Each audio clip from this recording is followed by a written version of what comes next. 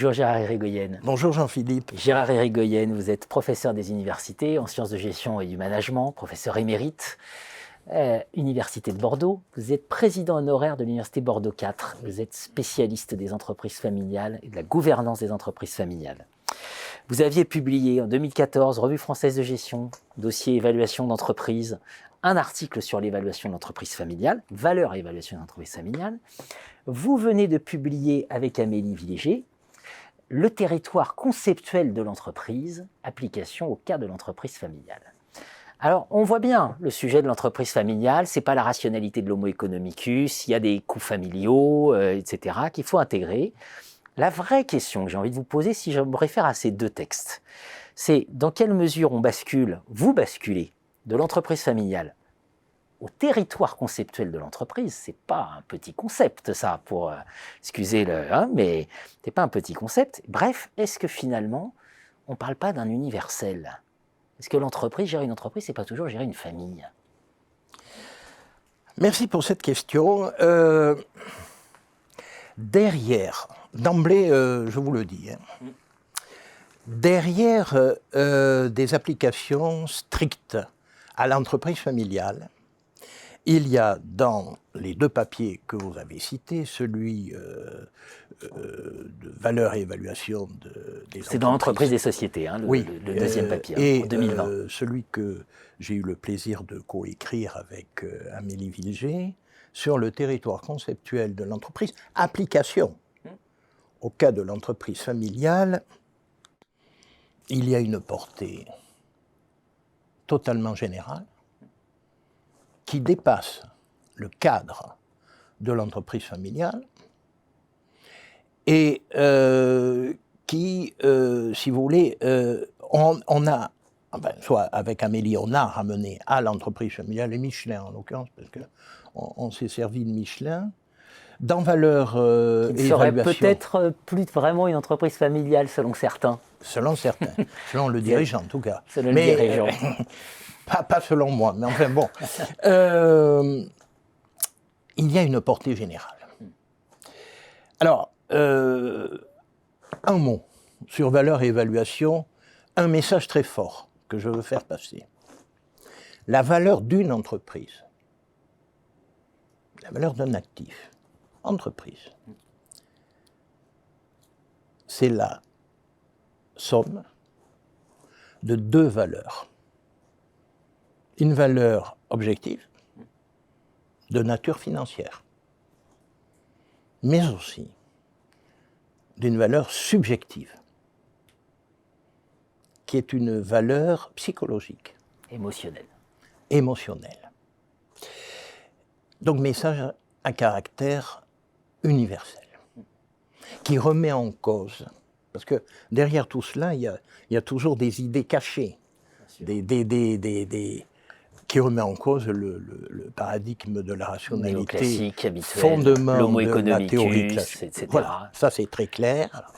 J'ai lu avec beaucoup d'intérêt le livre d'André Orléans sur la valeur. Certainement, peut-être qu'un jour je viendrai vous parler de la valeur mimétique. Donc, à la Girard. Qu'il introduit à la Girard en se fondant sur le concept de désir mimétique. Le grand philosophe René Girard, et vous savez que j'apprécie beaucoup. Donc là encore, on est sur une remise en cause de la rationalité, donc sur l'effet moutonnier, mais surtout sur la prise en compte des comportements réels des acteurs. Donc vous voyez, tout ça pour moi c'est un bloc. Deuxièmement, le territoire conceptuel de l'entreprise. On pourrait s'en arrêter là. Idée très forte, développée avec Amélie Villéger, originale. Quand, dans la littérature, on parle du territoire, c'est à travers la vision spatiale. On connaît les travaux des économistes spatiaux, je dirais. On connaît aussi les travaux sur la théorie du diamant de Michael Porter, avec le développement sur les clusters. Mais on est dans une approche toujours géographique. La carte n'est pas le territoire. Là, ça renvoie à des questions d'imaginaire. Hein. Voilà. Et on a voulu, et on a porté cette réflexion. Je peux vous faire une confidence. D'où est venue cette idée du territoire conceptuel? Ben, vous avez rappelé tout à l'heure que je suis effectivement président émérite honoraire. Ça vient de l'Afrique. De Bordeaux 4, de l'université Montesquieu Bordeaux 4. Vous étiez très sensible à ce sujet de l'Afrique. Oui, j'ai été très sensible et nous devions préparer un plan quinquennal avec mon premier vice-président à l'époque. Et on a eu cette réflexion. Quel est le territoire de l'université Montesquieu Bordeaux 4? On voulait faire une approche du plan quinquennal à travers cette idée du territoire. En disant, mais bon, on ne va pas limiter le territoire de l'université à l'espace géographique sur lequel est situé. Non. Et c'est là où on a... Et j'ai toujours eu cette idée en réserve de me dire qu'il faut faire un jour un papier sur ce qu'est le territoire conceptuel. Autrement dit, là aussi, une approche bifaciale de ce qu'est le territoire d'une organisation. Moi, j'ai choisi en application l'entreprise familiale, mais volontairement, je me dégage de l'entreprise familiale. Parce que là c'est très clair, la réflexion est au-delà.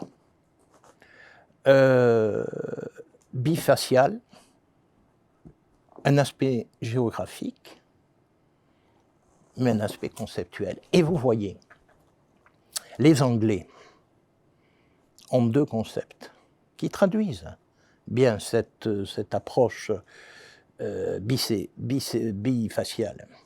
Territory, c'est au fond cette approche spatiale du territoire. Mais space, qui intègre cette dimension autre, conceptuelle.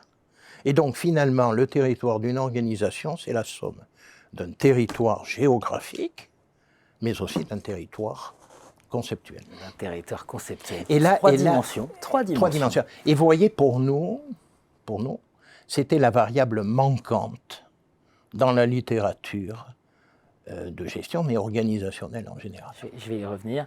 Culturel, business, social, oui, c'est ça le territoire conceptuel. Mais avant que vous répondiez, oui. J'ai envie de vous poser une question. Est-ce que finalement, vous ne nous parlez pas d'institution? L'entreprise en tant qu'institution? Bien sûr. Je parle de l'entreprise en tant qu'institution. Bien sûr. Sauf que vous nous armez pour penser la façon de comprendre en quoi elle est une institution. C'est son territoire conceptuel. Exact. C'était pas la finalité, mais je souhaite reprendre cela avec une facette autre, effectivement. On verra tout est dans tout et réciproquement. On verra les implications, on ira vous lire sur ce sujet-là. On verra les implications, y compris pour la recherche. Vous savez,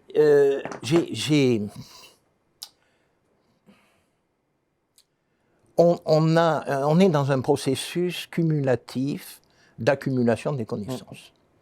Depuis le temps, on cumule. Donc, j'avais été extrêmement intéressé. Vous voyez, on parlait de l'entreprise familiale. C'est intéressant parce que il faut vous dire que pendant très longtemps, la famille, je reviens à ce que vous disiez, la famille a été, en tant qu'organisation, a été absente de la littérature. Il a fallu attendre un article en 82 de Water et Mintzberg pour réintroduire la famille, mais surtout plus tard, dans la décennie 90, par un grand auteur, Gibb Dyer. Bon. J'ai toujours été intéressé par cette idée, the missing variable, la variable manquante. Ben, le territoire, c'est pour ça qu'on l'écrit dans le papier, le territoire est la variable manquante, alors que, et nous avons conceptualisé, modélisé, il y a un rôle fondamental du territoire, mais dans la conception large que l'on en fournit, au niveau du management, de la création de valeur et de la gouvernance. On va voir les implications. Et de l'évaluation. Le territoire conceptuel de l'entreprise, application au cas de l'entreprise familiale. Application. Et par ailleurs, évaluation d'entreprise, évolution des méthodes et contextes. Merci Gérard Goyen.